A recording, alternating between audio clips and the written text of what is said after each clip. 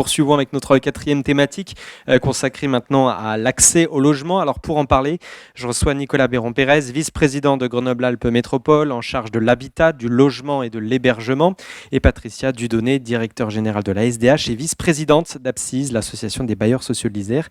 Nicolas Béron-Pérez, on a beaucoup parlé du foncier, de la construction, de l'aménagement du territoire ce matin. Justement, la métropole de Grenoble vient d'engager une procédure d'évolution de son PLUI.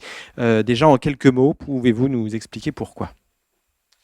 Alors Karl, bonsoir. Donc bonjour. J'excuse le président de la métropole, Christophe Ferrari, qui n'a pu se rendre disponible, et aussi le vice-président Ludovic Bustos, qui aurait été plus amène de répondre en plus profondeur à ces questions-là. Alors concernant le PLUI de la métropole, il a été adopté en décembre 2019, comme ça a été rappelé. Et du coup, la problématique vient du fait de la complexité de déposer et de modifier cela. Et donc du coup, la métropole s'engage en fait à réviser le PLUI lors de l'adoption de son prochain PLH qui devra arriver en 2024. En attendant, il n'y aura que 3 modifications succinctes à la marge qui auront lieu durant ces quelques années, justement pour s'adapter au plus près des besoins, des réalités et des évolutions législatives. Lors de l'IMO en vue, l'événement de l'année passée, Christophe Ferrari, le président de la métropole, avait été venu défendre la candidature de la métro à l'expérimentation de l'encadrement des loyers. Le gouvernement ne l'avait pas retenu à l'époque. Et est-ce qu'une nouvelle candidature est prévue et qu'est-ce qui est modifié pour corriger le tir? Alors concrètement, nous avions sollicité l'encadrement des loyers pour 29 communes. Donc, et là, cela a été refusé. Non pas que le dossier était techniquement attaquable, mais c'est qu'en fait, la métropole est une métropole récente. Et du coup, parmi les communes dans lesquelles nous voulions imposer ou instaurer l'encadrement des loyers, elle n'était pas considérée en zone tendue, bien que l'Observatoire local des loyers disait qu'il y avait un marché similaire entre ces communes. Donc, nous allons sûrement redéposer un dossier de candidature en tenant compte soit simplement du périmètre grenoblois, soit en sollicitant les communes qui pourraient prétendre à cet encadrement. Très bien. Dernier dispositif, pour faciliter l'accès au logement, la métropole de Grenoble se fait aussi le relais de louer plus facile.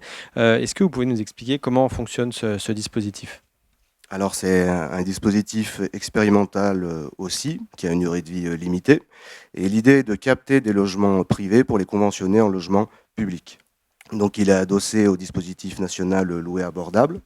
Après, encore une fois, donc j'entends là, moi je découvre un peu aussi tous les éléments, on va dire la finesse de l'écosystème économique et de réseaux d'acteurs justement qui sont préoccupés par les évolutions législatives et donc du coup dans lequel j'ai bien entendu que personne ne pouvait prévoir ce qu'allait être 2022 ni 2023, mais si j'ai bien compris, l'enjeu ici est de mettre en cohérence l'intégralité des dispositifs, des législateurs, etc., pour consolider cet équilibre particulier.